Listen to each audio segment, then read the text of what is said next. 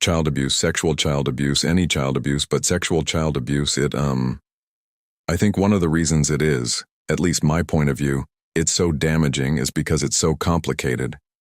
For 60 years, she made the world feel safe, and not one person did the same for her. Behind 2 Academy Awards, behind the performances that made millions of strangers weep in darkened theaters, behind the warmth that felt so natural, it never occurred to anyone to question where it came from. There was a wound so deep and so carefully hidden that it would take 7 decades of living and 7 years of writing before she allowed a single word of it to surface. At 79 years old, Sally Field is considered one of the greatest actresses in American history. But the real story of her life has almost nothing to do with the awards. It has to do with what she was carrying while she was accepting them, what really happened inside the house in Pasadena, and who in that house already knew. Why did a woman, at the absolute peak of her career, stand before the entire industry and say out loud the one thing no legend is supposed to need? What did Norma Ray Maine and Mrs. Gump have in common? And what does that tell us about the pain she never once put down? And how does a woman spend 60 years protecting everyone else? And finally, in her 70s, decide that her own truth is worth more than her silence? Before we answer any of that, we need to go back to the beginning.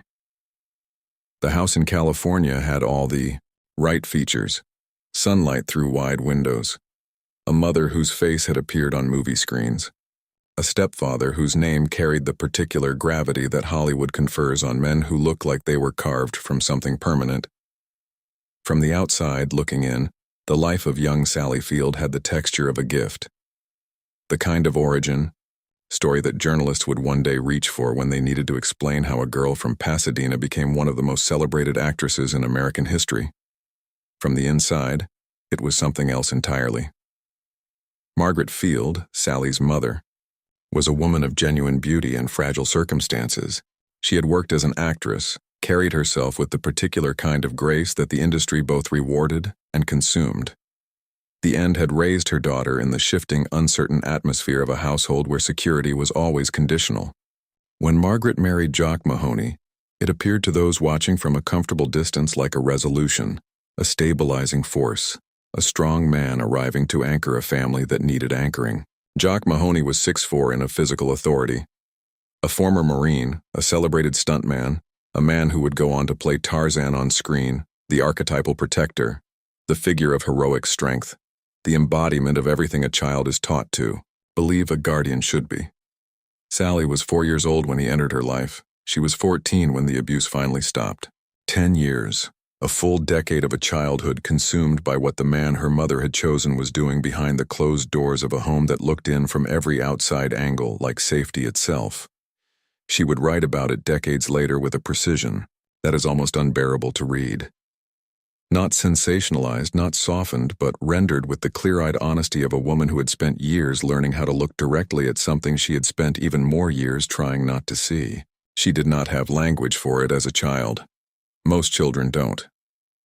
What they have instead is the body's mute testimony, the way the nervous system learns to brace, the way trust curdles into something unrecognizable, the way a little girl begins to understand without anyone ever saying it plainly, that her safety is not guaranteed, that the people who are supposed to protect her may be the very source of the danger, that love and harm can occupy the same space, wear the same face, speak in the same voice. And that knowledge absorbed before a child has the architecture to process it does not stay in childhood. It travels. It shapeshifts.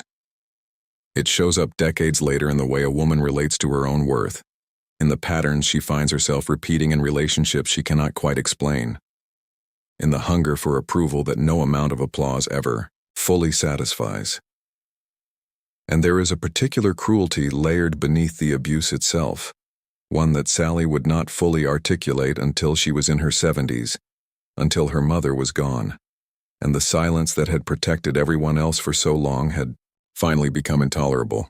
Her mother knew, not in the distant, deniable way that allows people to tell themselves they simply missed the signs. Margaret Field, in the final chapter of her life, told her daughter the truth. She had known if she had seen, and she had made the choice, The devastating, irreversible choice that so many women in her position made in that era, in that industry, in a world that offered them very little power and even less protection. She had stayed. She had been silent. She had chosen in whatever calculus of fear and dependence and love she was working with to protect the structure of the household rather than the safety of her child. There are no easy sentences to write about that revelation. There are no clean frameworks for what it means to learn as an adult that the one person who should have been your absolute defender was aware of your destruction and remained in the room anyway. It does not erase the love.